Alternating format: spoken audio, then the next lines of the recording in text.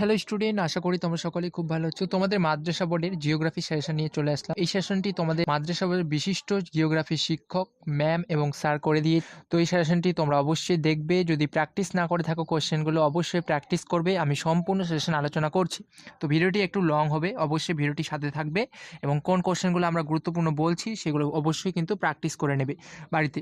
যেহেতু তোমাদের জিওগ্রাফিতে দুটি পার্ট আছে, প্রাকৃতিক ভূগোল এবং আঞ্চলিক ভূগোল।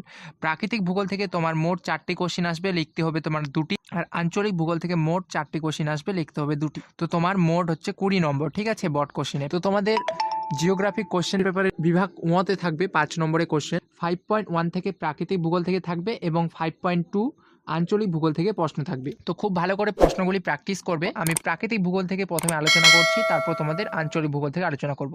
তো প্রাকৃতিক ভূগোল থেকে যে কোশ্চেনগুলি প্র্যাকটিস করবে সেটি হচ্ছে 1 নম্বর, নদীর ক্ষয়কাজের ফলে গঠিত যে কোনো 3টি ভূমিরূপ চিত্রসহ বর্ণনা করো। খুব খুব গুরুত্বপূর্ণ তোমাদের মাদ্রাসা বোর্ডের জন্য, এবং এটি কিন্তু স্কুল বোর্ডের জন্য গুরুত্বপূর্ণ রয়েছে, এবং এর সাথে নদীর সঞ্চয়টাও তোমরা দেখে রাখবে। তারপর 2 নম্বর কোশ্চেন, বায়ুর ক্ষয়কার্যের ফলে গঠিত যে কোনো 3টি ভূমিরূপ চিত্রসহ বর্ণনা করো। এটিও কিন্তু মোস্ট ইম্পর্টেন্ট, এবং বায়ুর সঞ্চয়টাও তোমরা দেখে রাখবে, ঠিক আছে। কিন্তু ক্ষয়কার্যটা কিন্তু খুব গুরুত্বপূর্ণ, নদীর ক্ষয়কার্য এবং বায়ুর ক্ষয়কার্য। অবশ্যই এই দুটি কোশ্চেন কিন্তু প্র্যাকটিস করবে। আশা করা যাচ্ছে যে এই দুটির থেকে একটি তোমাদের আসবেই, যেটি ম্যাম এবং স্যার বললেন। নেক্সট 3 নম্বর কোশ্চেন তোমরা প্র্যাকটিস করবে, বায়ুমণ্ডলের তাপের তারতম্যের 5টি কারণ ব্যাখ্যা করো। নেক্সট, সমুদ্রস্রোত সৃষ্টির কারণগুলি ব্যাখ্যা করো। তো এই 4টি কোশ্চেন কিন্তু খুব খুব গুরুত্বপূর্ণ। এই 4টি কোশ্চেন কিন্তু তোমরা খুব ভালো করে প্র্যাকটিস করবে।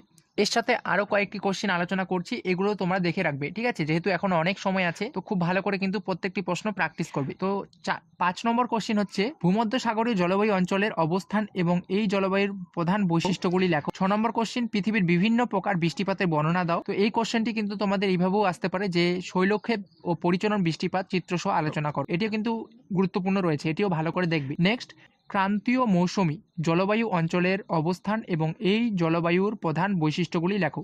এটিও কিন্তু দেখে রাখবে। নেক্সট, তোমরা দেখে রাখবে, পৃথিবীব্যাপী সমুদ্র স্রোতের প্রভাব আলোচনা করো। পৃথিবীর বায়ুচাপ বলয়গুলি বর্ণনা করো বা বর্ণনা দাও। কটা কোশ্চেন খুব ভালো করে কিন্তু প্র্যাকটিস করবে। নদীর ক্ষয়কার্যের ফলে গঠিত 3টি ভূমিরূপ, বায়ুর ক্ষয়কার্যের ফলে গঠিত 3টি ভূমিরূপ, এবং বায়ুমণ্ডলের তাপের তারতম্যের 5টি কারণ, আর হচ্ছে সমুদ্রস্রোত সৃষ্টির কারণগুলি ব্যাখ্যা করো। এই 4টি কোশ্চেন অবশ্যই দেখবে খুব ভালো করে, ঠিক আছে। নেক্সট আলোচনা করব আঞ্চলিক ভূগোল থেকে। আঞ্চলিক ভূগোল থেকে যে কোশ্চেনগুলো প্র্যাকটিস করবে, 1 নম্বর খুব গুরুত্বপূর্ণ, উত্তর ও দক্ষিণ ভারতের নদ নদীগুলির বৈশিষ্ট্যের তুলনা করো। খুব খুব ইম্পর্টেন্ট এই কোশ্চেনটি আঞ্চলিক ভূগোল থেকে। নেক্সট কোশ্চেন প্র্যাকটিস করবে, ভারতের পূর্ব উপকূল এবং পশ্চিম উপকূলের মধ্যে পার্থক্য লেখো। এই দুটি কোশ্চেন প্রায় 99% কিন্তু কমন যোগ্য, ঠিক আছে। এই দুটি কোশ্চেন কিন্তু খুবই গুরুত্বপূর্ণ। এই দুটির মধ্যে একটি আসার প্রবল সম্ভাবনা রয়েছে। উত্তর ও দক্ষিণ ভারতের নদ নদীগুলির বৈশিষ্ট্য তুলনা করো এবং ভারতের পূর্ব উপকূল এবং পশ্চিম উপকূলের মধ্যে পার্থক্য লেখো। এই দুটি কোশ্চেনের মধ্যে একটি আসবে। নেক্সট করবে, ভারতের চা, গম, ধান এবং কফি চাষের অনুকূল ভৌগোলিক পরিবেশ আলোচনা করো। তো এখানে 4টা দেওয়া হয়েছে, চা, গম, ধান, কফি। এই 4টা তোমরা প্র্যাকটিস করো খুব ভালো করে। এখান থেকে কিন্তু একটা আসার সম্ভাবনা রয়েছে, খুব গুরুত্বপূর্ণ, ঠিক আছে। এবং এখান থেকে কিন্তু স্কুল বোর্ডের জন্য প্রতিবারই আসে চা, গম, ধান, কফি। এখান থেকে স্কুল বোর্ডেরও খুব গুরুত্বপূর্ণ রয়েছে, স্কুল বোর্ডের তো আসবেই এখান থেকে একটা, এবং তোমাদের মাদ্রাসা বোর্ডেরও কিন্তু গুরুত্বপূর্ণ রয়েছে। সবচেয়ে বেশি গুরুত্বপূর্ণ রয়েছে চা এবং ধান। এই দুটি সবার আগে খুব ভালো করে প্র্যাকটিস করবে এই কোশ্চেনটা, ঠিক আছে। চা অথবা ধান, এই দুটির মধ্যে প্রবল সম্ভাবনা রয়েছে। তার মধ্যে যে দুটি এক্সট্রা বললাম, গম এবং কফি, সে দুটিও প্র্যাকটিস করে রাখবে, ঠিক আছে। নেক্সট কোশ্চেন প্র্যাকটিস করবে, খুবই গুরুত্বপূর্ণ, ভারতের জনবন্টনের তারতম্যের 5টি কারণ আলোচনা করো। নেক্সট, পূর্ব ভারতের লৌহ ইস্পাত শিল্পের একদেশী ভবনের কারণগুলি আলোচনা করো। এই 5টি কোশ্চেন সবার আগে খুব ভালো করে গুরুত্বপূর্ণ দিয়ে প্র্যাকটিস করো। এর সাথে তুমি দেখে রাখবে, ভারতের জলবায়ু নিয়ন্ত্রকগুলি বর্ণনা করো। নেক্সট, ভারতীয় কৃষির প্রধান বৈশিষ্ট্যগুলি আলোচনা করো।